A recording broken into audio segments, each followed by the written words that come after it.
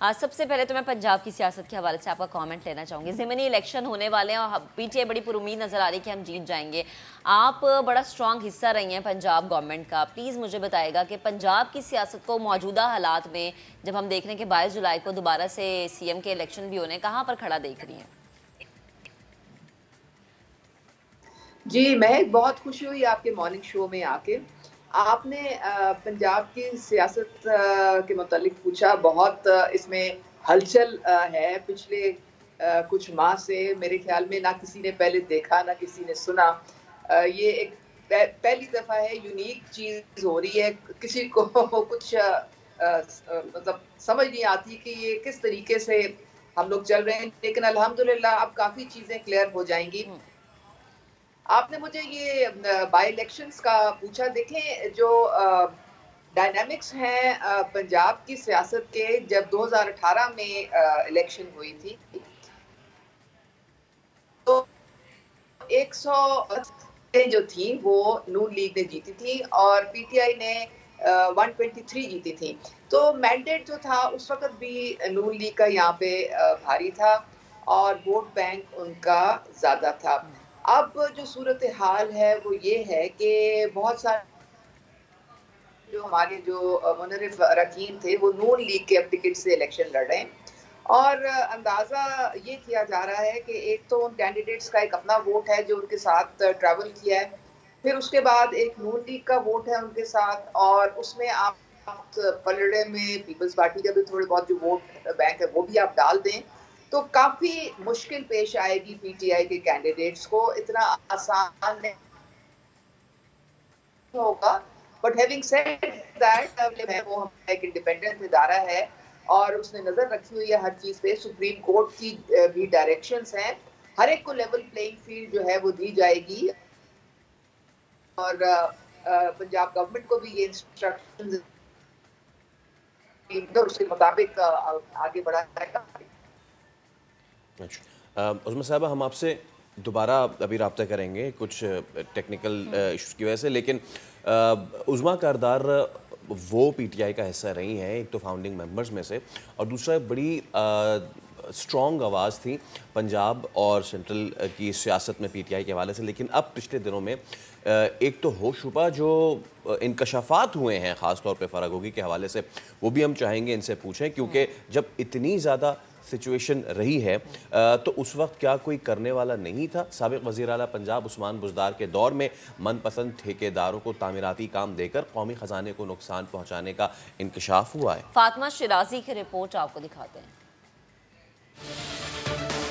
साबिक़ वज़ीर आला पंजाब की तौंसा में मनपसंद कंपनी पर नवाजिशात की भरमार। बुज़दार सरकार ने तामीराती कामों के बगैर मंजूरी ठेके देकर कौमी खजाने को नुकसान पहुंचाया। 3 करोड़ 42 लाख रुपए का मनपसंद कंपनी को दे दिया। कंपनी से वसूल शुदा 1 करोड़ रुपए टैक्स भी गायब कर दिया गया। लोकल फंड्स ऑडिट रिपोर्ट के मुताबिक तौंसा में राना मोहम्मद जफर इकबाल, शाहिद मंजूर और आमिर सुहेल को जाती पसंद की बुनियाद पर ठेके दिए गए थे।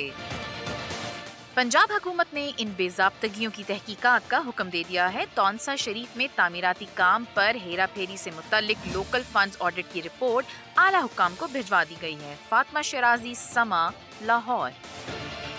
तो आपने देखा कि किस तरीके से तमाम तर मामला चलते रहे। पीटीआई के अंदर से भी इसी टेन्योर, ये जो उस्मान बुज़दार साहब का टेन्योर था, उस टेन्योर के दौरान पीटीआई के अंदर से भी आवाज़ें उठती रहीं, लेकिन इसको खान साहब ने इतनी अहमियत नहीं दी, या फिर क्या ही वजह थी कि इसको इतनी अहमियत न दी।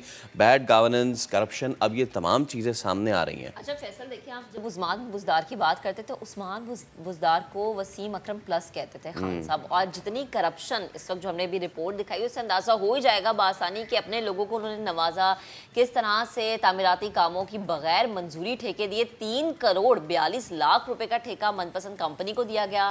कंपनी से वसूल शुदा 1 करोड़ रुपए टैक्स भी गायब हो गए।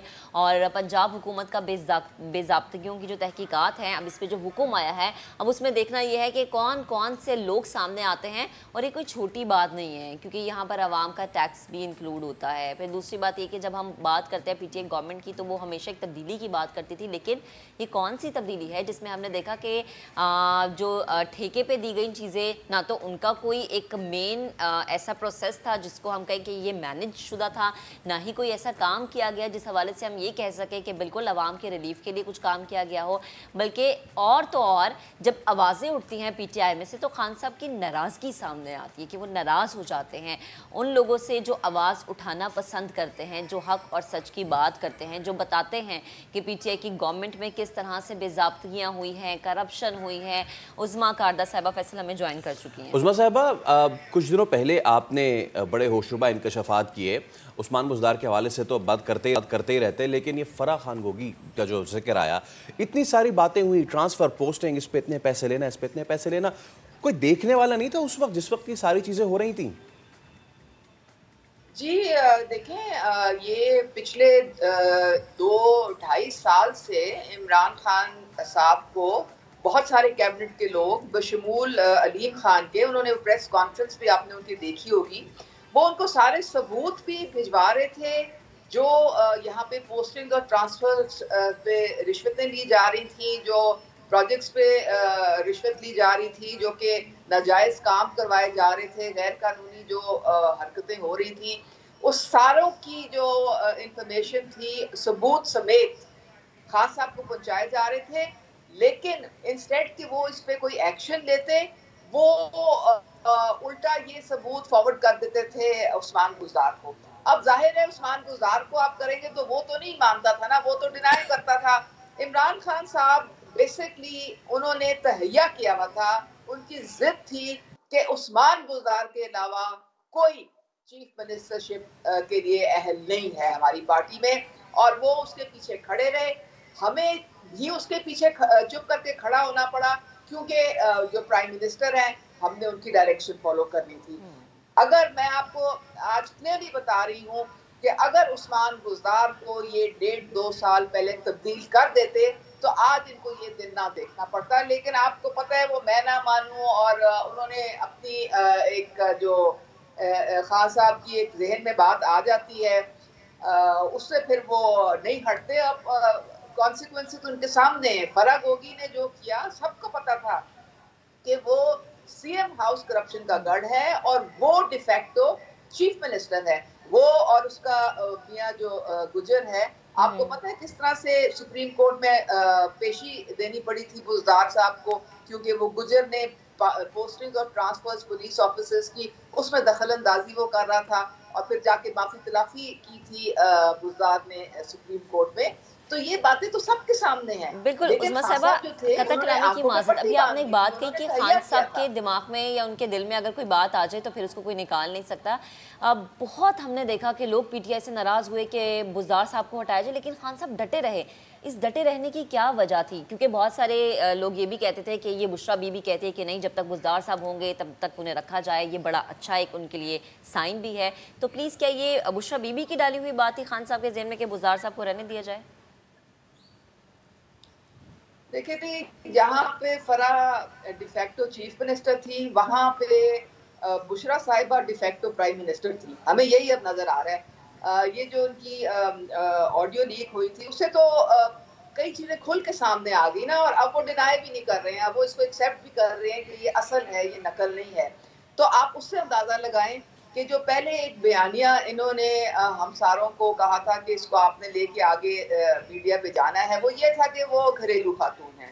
अब उस ऑडियो से क्लियरली पता चल गया है कि वो 100% सियासत में इन्वॉल्व थी।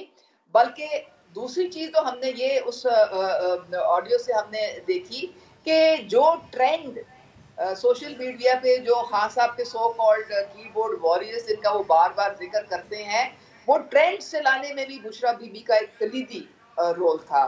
तो वो तीसरी बड़ी इंपॉर्टेंट बात कि मासूम सी जो फराह बच्ची थी, वो भी हमें पता लग गया कि उसकी सरपरस्ती कौन कर रहा था। और चौथी बात कि अलीम खान टारगेट पे क्यों हैं बुशरा साहिबा के, क्योंकि अलीम खान के मोबाइल में वो सारे सबूत मौजूद हैं जो उनकी करप्शन और फराह गोगी की करप्शन को सबके सामने ला सकते हैं। तो ये सारी बातें अब खुल के सामने आ रही हैं। और बुज़दार की तैनाती जो थी, चूंकि वो एक डमी चीफ मिनिस्टर थे और उनके थ्रू गुज्जर और फरा गोगी, बुशरा साहिबा की सरपरस्ती में सारी ये कार्रवाइयां, सारी ये वारदात, जो लूट मार का जो सिलसिला जारी था, ये नहीं कि आपके सामने आना शुरू हो जाएगा। किस तरह 8 करोड़ का प्लॉट जो था वो इन्होंने लिया और किस तरह उसकी असल कीमत 60 करोड़ थी। तो ये सब इन्होंने नाजायज बातें की थी। अच्छा नाजायज उस्मा साहिबा, एक सवाल अब जो मेरे जहन में पनप रहा है वो ये कि आपने कहा कि जी खान साहब के लगाए हुए वसीम अकरम प्लस के पीछे आप लोगों को खामोश होकर खड़ा रहना पड़ा। उसका मतलब तो फिर ये है कि फिर ये जमहूरी रवायत तो नहीं हुई एक जमहूरी पार्टी में। This is not democracy.